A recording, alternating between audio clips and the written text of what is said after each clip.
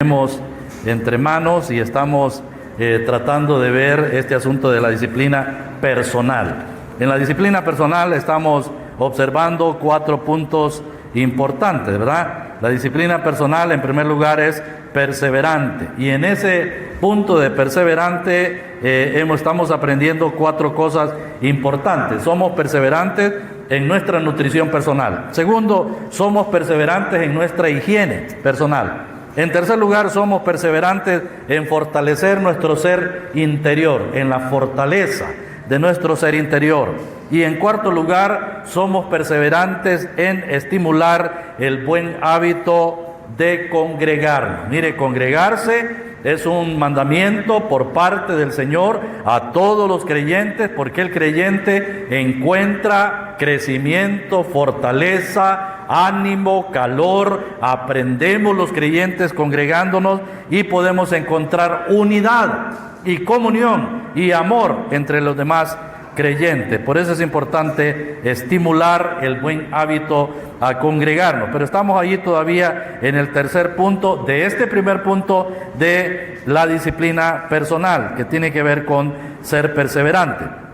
Todavía hay cosas que quiero que veamos con relación a la oración, porque el creyente fortalece su ser interior a través de la oración. Los hombres y las mujeres de Dios son personas dedicadas a orar. La oración tiene un lugar elevado entre los aspectos de su vida espiritual. Los hombres de Dios han sido hombres de oración y encontraron su fortaleza cuando oraban. Y eso está visto en todas las Escrituras. Usted puede encontrar en el Antiguo y en el Nuevo Testamento ejemplos de personas que encontraron la fortaleza de su vida espiritual orando al Señor. Y el mandamiento del Señor, la exhortación a los creyentes fue: velad y orad para que no entréis en tentación. La doctrina, según el apóstol Pablo en 1 Tesalonicenses 5:17, dice: orad sin cesar. Sí, tenemos que estar orando constantemente. Y también Efesios capítulo 6, texto 18, la palabra ahí es que debemos ser perseverando en ella, en la oración. Debemos estar perseverando en la oración. Y en 2 Timoteo 1:2, exhorto ante todo a que se hagan rogativas, ¿verdad? Oraciones y peticiones con acciones de gracia. Muy bien, hay tanto que podemos ver en cuanto a la oración, porque es un tema en sí mismo, pero estoy tratando de irlo resumiendo. Observábamos que el apóstol Pablo tenía sus propias oraciones personales, en que él intercedía por otras iglesias. Efesios capítulo 4, capítulo 3, texto 14 al 16, dice: por esta causa doblo mis rodillas ante el Padre de nuestro Señor Jesucristo, de quien toma nombre toda familia, en los cielos, en la tierra, para que os dé, conforme a sus riquezas en gloria, el ser fortalecidos con poder en el hombre interior por su espíritu. Entonces aquí encontramos que el apóstol está dedicando tiempo a orar para que otros creyentes sean fortalecidos en su ser interior. Y hay otras iglesias, él estuvo orando por iglesias, por personas en particular, pero quiero que vamos así unos ejemplos rápidos antes que vayamos a un ejemplo del Antiguo Testamento. Oraba por la iglesia en Filipos. Filipenses capítulo 1, texto 3 y 4. Filipenses capítulo 1, carta a los Filipenses capítulo 1, versículo 3 y 4. Desde el versículo 3 hasta el versículo 5 vamos a leer. Dice carta del apóstol Pablo a los Filipenses capítulo 1, verso 3. Doy gracias a mi Dios siempre que me acuerdo de vosotros, siempre en todas mis oraciones, rogando con gozo por todos vosotros, por vuestra comunión en el Evangelio, desde el primer día hasta ahora. Quiera el Señor bendecirnos con su palabra leída. Muy bien, el apóstol Pablo está aquí escribiendo esta carta, como escribió la carta a los Efesios desde la prisión, y escribe la carta a los filipenses allí presos. Se encontraba preso y está escribiendo y está diciendo: doy gracias a mi Dios siempre que me acuerdo de vosotros. Primer punto, el apóstol Pablo tenía tiempo para poder acordarse de los hermanos. se acordaba de los hermanos. Allá preso no estaba él deprimido. Ahí no se encontraba él buscando un psicólogo o un psiquiatra, sino que él estaba dedicado a orar al Señor. Estaba orando al Señor. Y allí dice, doy gracias a mi Dios siempre que me acuerdo de vosotros. No sé si este puede ser un ejercicio en nuestras vidas. Este, en primer lugar, puede ser un ejercicio en nuestras vidas, aplicándolo en nuestras vidas. Yo me acuerdo de usted. Y créame que le doy gracias al Señor por su vida, por su matrimonio, por los logros que usted ha tenido. Pero cada uno de nosotros debiera de acordarse de todos los hermanos. Cada uno. Debiéramos estar acordándonos del hermano Roger y su esposa. Si nos acordamos, voy a usarlo de ejemplo, hermano Roger, disculpe. Si nos acordamos del hermano Roger, la trayectoria que él vivió, la vida que él vivió, de dónde el Señor lo sacó y dónde lo tiene ahora, ¿usted cree que no es motivo de dar gracias al Señor? Lo vemos ahora aquí, él viene con su esposa, pero sabemos de dónde salió, de dónde lo sacó el Señor. Bueno, cuando nos acordamos del hermano Roger, damos gracias al Señor. Gracias, Señor, porque tú has construido la vida del hermano Roger y le has dado una esposa y están juntos sirviendo al Señor y tienen ánimo, tienen problemas de salud, pero allí está el hermano adelante, creciendo. Doy gracias al Señor. Gracias al Señor por el hermano Elmer, gracias al Señor por José, gracias al Señor por el hermano Mario, gracias al Señor por el hermano Ever, su familia, gracias al Señor por el hermano Fabián, gracias por el hermano Julio, ¿verdad? Todos ellos, hermano Adán, orando, dando gracias al Señor. Siempre me acuerdo de vosotros, siempre en todas mis oraciones, rogando con gozo por todos vosotros. Primero, acción de gracias, y en segundo lugar, rogando. Orando con ruegos, pero con gozo, por todos vosotros. Mire, yo creo que tiempo no nos alcanza para dedicarnos a orar por cada uno de los hermanos, por sus matrimonios, por sus hijos, por los logros de nuestros hermanos. Y eso era lo que Pablo hacía. ¿Cuánto tiempo dedicaría él a orar por la iglesia en Filipos? Pero doy gracias al Señor cuando me acuerdo de vosotros. Yo creo que él mencionaba a cada uno, nombre por nombre. Bueno, esa primera lección la aprendemos ahí, Colosenses capítulo 1, verso 3. Carta a los Colosenses capítulo 1, verso 3. Dice Colosenses 1, 3. Siempre orando por vosotros, damos gracias a Dios, Padre de nuestro Señor Jesucristo, habiendo oído de vuestra fe en Cristo Jesús y del amor que tenéis a todos los santos. Mire qué bonito el apóstol. Igual, los Colosenses, la carta a los Colosenses, él nunca estuvo en Colosas, nunca, pero escribió esta carta a los Colosenses, ¿verdad?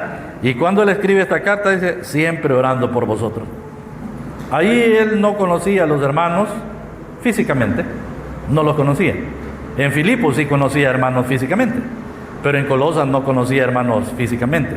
Los conocía por el reporte que le traían los hermanos que lo visitaban de Colosas, ¿verdad? Y él que quizá tenía alguna idea de quiénes eran los hermanos allí en Colosas, pero una cosa que allí mismo Colosas, en los Colosenses dice es que él observaba vuestro buen orden, observaba el orden de los hermanos en Colosas. Dice, siempre orando por vosotros, damos gracias a Dios Padre de nuestro Señor Jesucristo, habiendo oído vuestra fe en Cristo Jesús y del amor que tenéis a todos los santos.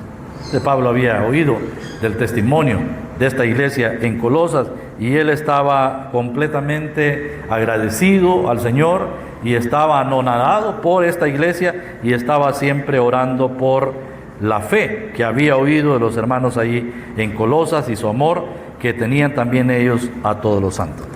Adelante, 1 Tesalonicenses capítulo 1, versos 3 y 4.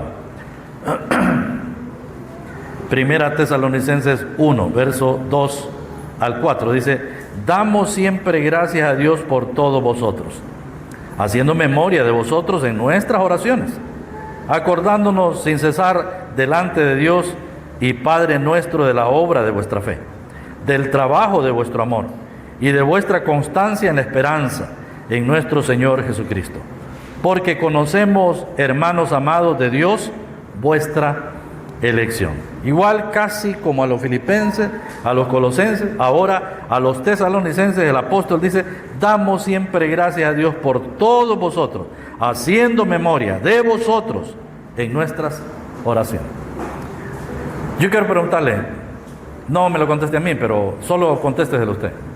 ¿Usted ha tenido el privilegio de mencionar a todos los hermanos delante del Señor en oración? Es decir, no me acuerdo. No, haga una lista. Haga una lista. Y mencione a todos los hermanos delante del Señor en oración. Y usted se va a sentir satisfecho. Usted se va a sentir con gozo. Usted va a sentir satisfacción. ¿Por qué? Porque ha estado mencionando a cada hermano nombre por nombre en la presencia del Señor. Eso es algo muy especial. Es algo muy especial. Y era lo que Pablo hacía. Siempre dando gracias a Dios por todos vosotros, haciendo memoria de vosotros en nuestras oraciones, acordándonos sin cesar delante de Dios y Padre nuestro primero, de la obra de vuestra fe. Mire, Pablo se acordaba de la obra de la fe de los creyentes en Tesalónica. ¿Qué más? Del trabajo de vuestro amor. Esa es la segunda cosa que Pablo se acordaba en las oraciones. Estaba mencionando en oración el trabajo de amor que los hermanos hacían ahí en Tesalónica. Y también dice: y de vuestra constancia en la esperanza de nuestro Señor Jesucristo. Pablo estaba mencionando esas características de la iglesia en Colosas. Eran creyentes que tenían una obra de fe, que tenían un trabajo de amor, pero también eran constantes en la esperanza. Características que Pablo mencionaba delante del Señor constantemente de los hermanos ahí en Colosas. ¿Cuáles son las características de los hermanos? ¿Cuáles son? ¿Verdad que aprendemos a conocer las características de repente individualmente de cada creyente? Porque cada creyente tiene un don, cada creyente tiene una habilidad espiritual dada por el Señor. Y de repente nosotros podemos mencionar al Señor y decir la característica que algún hermano tiene delante del Señor, y con eso sirve al Señor. Con eso sirve. Dones que el Señor le ha dado. Y Pablo aquí está mencionando esto delante del Señor.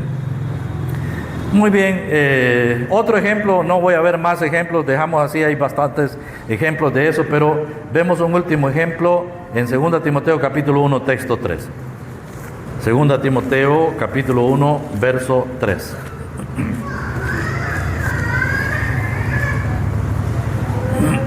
Dice 2 Timoteo 1, verso 3: doy gracias a Dios, al cual sirvo desde mis mayores con limpia conciencia, de quien sin cesar me acuerdo de que sin cesar me acuerdo de ti en mis oraciones noche y día, deseando verte, al acordarme de tus lágrimas para llenarme de gozo, trayendo a la memoria la fe no fingida que hay en ti, la cual habitó primeramente en tu abuela Loida y en tu madre Eunice, y estoy seguro que en ti también. Qué bonito detalle que el apóstol Pablo tiene con relación a Timoteo. Conocía a Timoteo, había tratado a Timoteo, es más, había convivido en el trabajo del Señor con Timoteo. Y él había conocido a Timoteo de jovencito, desde que se convirtió allá en Listra y en Iconio. Todos daban testimonio de Timoteo. Y ahora el apóstol dice: doy gracias a Dios, al cual sirvo desde mis mayores con limpia conciencia, de que sin cesar me acuerdo de ti en mis oraciones noche y día. Quizá Pablo oraba por todos los creyentes.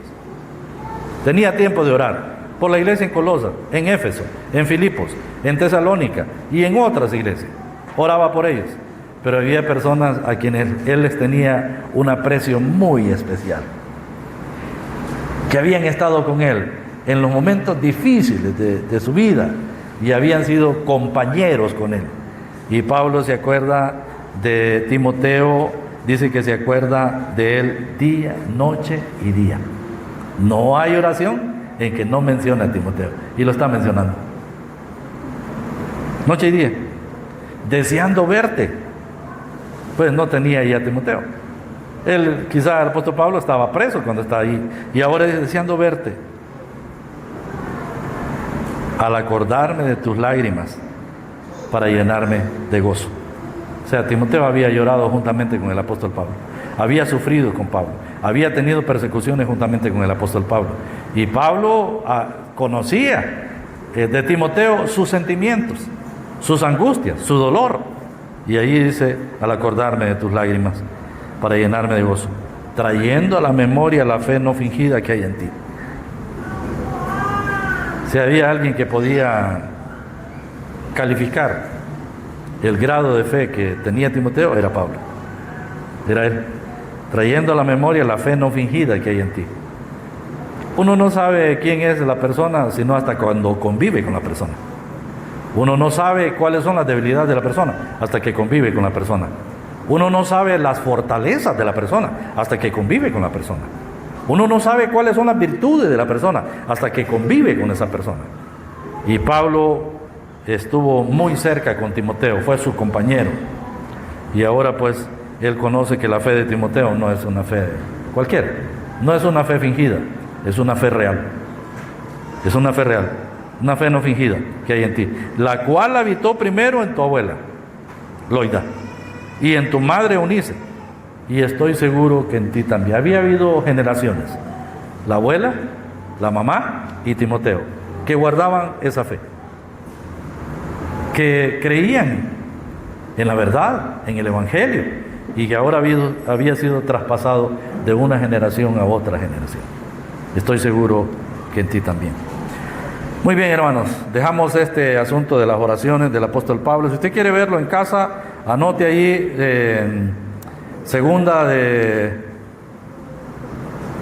puede anotar ahí Filemón, capítulo 1, versos 4 y 3. Ahí Pablo está orando también por Filemón. Y quiero que nos traslademos a considerar, hermanos, las oraciones. Vamos a tratar de entresacar algún pensamiento de las oraciones de Nehemías en el Antiguo Testamento. Vamos a ver este asunto de las oraciones de Nehemías en el Antiguo Testamento y sacar alguna lección para nuestras vidas espirituales, ¿verdad? Las oraciones de Nehemías. Porque Nehemías encontró fortaleza en orar, fortaleció su ser interior orando. Y vamos a ver las oraciones en los diferentes aspectos de la vida de Nehemías. Nehemías capítulo 2, verso 1 al 4.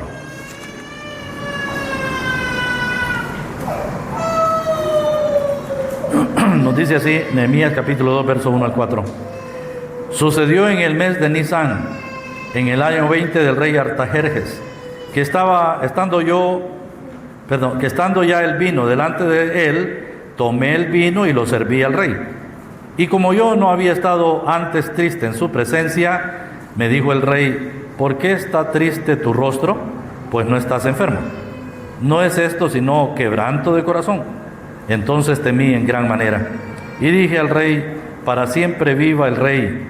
¿Cómo no estará triste mi rostro cuando la ciudad, casa de los sepulcros de mis padres, está desierta y sus puertas consumidas por el fuego?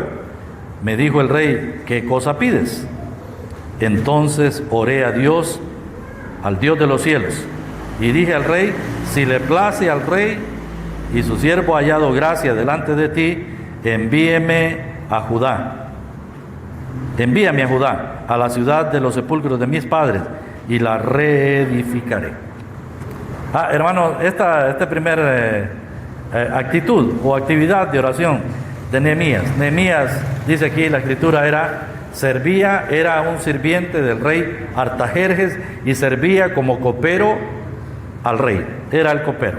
¿Qué hacía un copero? Ya viendo el contexto histórico, ¿qué era lo que hacía un copero en esos tiempos? Como fue casi en todos los imperios y reinos de aquellos entonces. Era que el copero era el responsable de servir la copa al rey, asegurándose que esa copa no tuviera ninguna sustancia venenosa que pudiera envenenar al rey.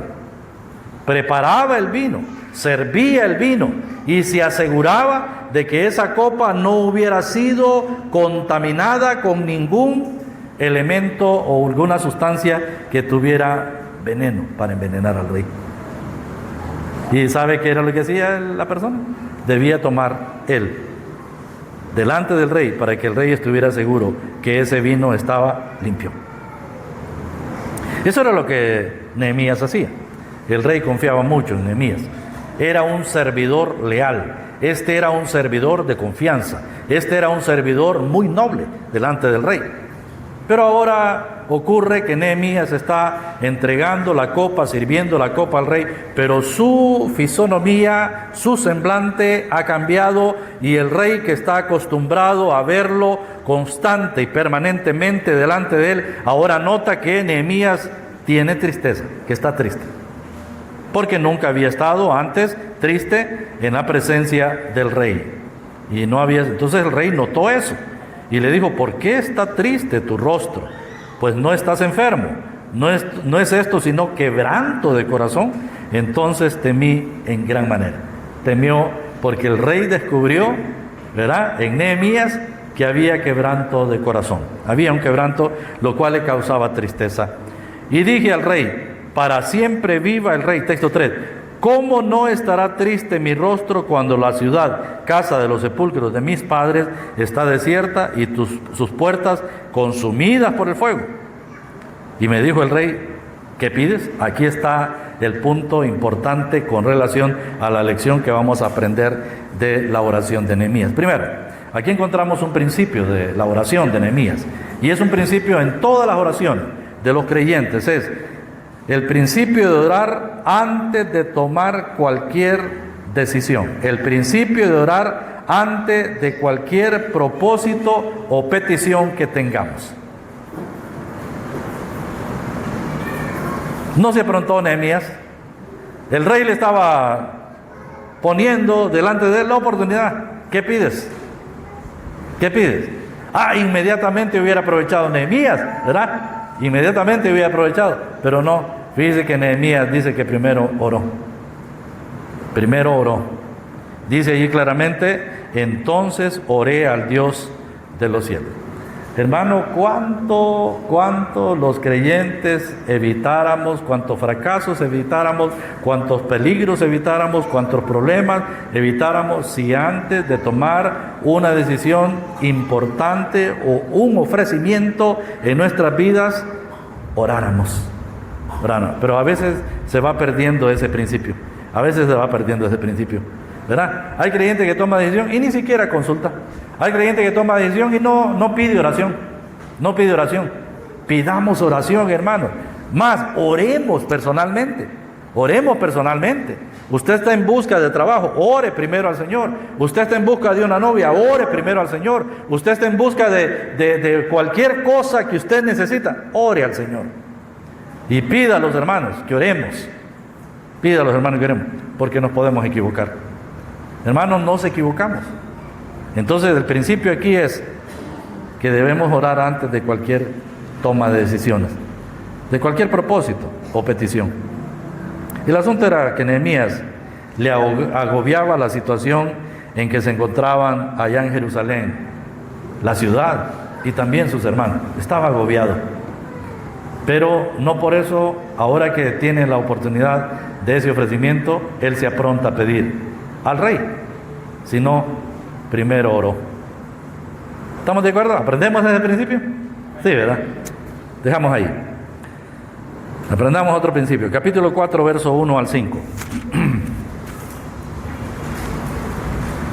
Nehemías, capítulo 4, verso 1 al 5.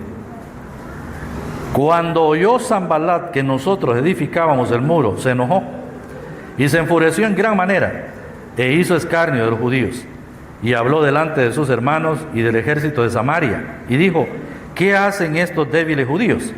¿Se les permitirá volver a ofrecer sus sacrificios? Acabarán en un día, resucitarán de los montones del polvo las piedras que fueron quemadas. Y estaba junto a él Tobías, amonita, el cual dijo: lo que ellos edifican del muro de piedra, si subiere una zorra lo derribará. Entonces viene la oración de Nehemías: oye, oh Dios nuestro, que somos objeto de su menosprecio, y vuelve el baldón de ellos sobre su cabeza, y entrégalos por despojo en la tierra de su cautiverio. No cubra su iniquidad, ni su pecado sea borrado delante de ti, porque se airaron contra los que edificaban.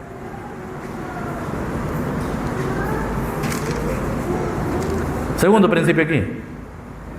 El asunto, antes de que veamos el principio, el asunto es que hacían la obra en medio de gran oposición. Estaban haciendo una obra en medio de gran oposición. Los enemigos estaban enfurecidos. Los enemigos estaban enfurecidos. Ahora, ¿cuál es el principio aquí en la oración? El principio es que el principio es orar por aquellos que se oponen al avance de la obra del Señor. Mire, orar por aquellos que se oponen al avance de la obra del Señor. ¿Hay oposición en el avance de la obra del Señor? Sí, hermano, sí. Aquí están estos enemigos que se oponían. Sanballat, ¿verdad? Se enojó, se enfureció, y luego pues Tobías se enfureció y se burló. Dijo: lo que ellos edifican de muro de piedra, si subiera una zorra, lo derribará. Estaba escarneciendo a los judíos, pero ellos oraron al Señor. Y la oración aquí es: oye, oh Dios nuestro, que somos objeto de su menosprecio, y vuelve el baldón de ellos sobre su cabeza, y entrégalos por despojo a la tierra de su cautiverio. Entonces, aquí Nehemías está orando en medio de la oposición de que el Señor ponga mano en estos que se oponen, que Él ponga mano en estos que se oponen, al desenvolvimiento, al desarrollo, al avance de la obra del Señor. Satanás se opone, hermano, al avance de la obra que usted está haciendo. Usted es un trabajador de clase dominical, usted trabaja en clase dominical, se opone el enemigo a que usted haga ese trabajo enormemente. Créame, hay guerra en contra suya. ¿Quiénes son los que se oponen? Pueden ser parte de su familia, o pueden ser también mismos hermanos, porque hay un enemigo afuera y otro adentro. Y digo, un hermano, yo no le tengo tanto temor al enemigo de afuera como al que está adentro. Y el enemigo que está adentro, ese es el que afecta más, porque duele más. Entonces, orando por aquellos que se oponen. Tercer principio, capítulo 4, verso 9. 4:9. Dice, aquí 4:9 vamos a leer un poquito antes. Leemos desde el versículo 6 hasta el 9. Edificamos pues el muro, y toda la muralla fue terminada hasta la mitad de su altura, porque el pueblo tuvo ánimo para trabajar. Pero aconteció que, oyendo Sanballat y Tobías y los árabes, los amonitas y los de Asdod, que los muros de Jerusalén eran reparados, porque ya los portillos comenzaban a ser cerrados, se encolerizaron mucho y conspiraron todos a una para venir a atacar a Jerusalén y a hacerle daño. Aquí está la oración. Entonces oramos a nuestro Dios, y por causa de ellos pusimos guarda contra ellos de día y de noche. ¿Cuál es el segundo? Bueno, el asunto en primer lugar aquí era de que ellos estaban construyendo los muros y iban avanzando en el muro, pero el enemigo estaba fuertemente encolerizado. Dice ahí esa expresión: se encolerizaron mucho más, y conspiraron, texto 8, todos a una para venir a atacar Jerusalén y hacernos daño. Ese era el asunto. Ahora, ¿qué es el principio? ¿Cuál es el principio de orar? Ahí el principio es orar y vigilar. ¿Por qué ese es el principio? Texto 9. Entonces oramos a nuestro Dios por causa de ellos, y por causa de ellos pusimos guarda contra ellos de día y de noche. Entonces, estaban orando, pero también pusieron vigilancia. Y una vigilancia de día y de noche, porque tenían un enemigo que estaba conspirando, estaban encolerizados mucho, y ahora estaban conspirando para venir a atacar a Jerusalén y hacer daño. Entonces ahora ellos iban a orar. Entonces oramos a nuestro Dios, y por causa de ellos pusimos guarda contra ellos de día y de noche. Hermano, debemos orar, pero también debemos vigilar. Y ese es el principio del Señor: velad y orad, para que no entréis en tentación. Debemos aprender, hermanos, que la oración sin vigilancia no tiene mucho efecto. La oración con vigilancia sí. Y la vigilancia es que tenemos que poner guarda. ¿Sabe, hermano? He aprendido en mi vida espiritual que la Biblia nos enseña que debemos tener que poner guarda a nuestros ojos. Tenemos que poner guarda a nuestros labios. Tenemos que poner guarda a nuestros oídos. Y tenemos que poner guarda a nuestros pasos y a nuestras manos. El salmista clamaba y decía: pon guarda a mi boca, pon guarda a mi boca. ¿Por qué muchas veces tenemos que poner guarda a nuestra boca? Porque somos fáciles para hablar, somos fáciles para decir cosas que no debemos decir. ¿Y por qué debemos poner guarda a nuestros ojos? Porque somos fáciles de ver lo que no debemos ver. Y oír lo que no tenemos que oír. Sí, es importante que pongamos guarda, vigilantes, orando, pero también vigilando.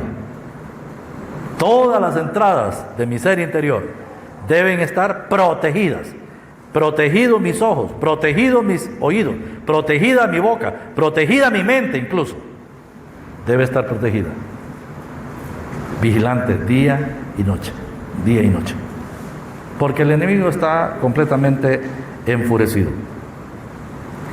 Vamos adelante. Y ahora vamos a ver otro principio. Capítulo 5, texto 19. 5:19. Y ya casi terminando porque el tiempo se... Más bien ya no, ahí nos quedamos. El tiempo se fue. Vamos a ver eso el sábado, si el Señor así lo permite. Que el Señor nos bendiga con su palabra.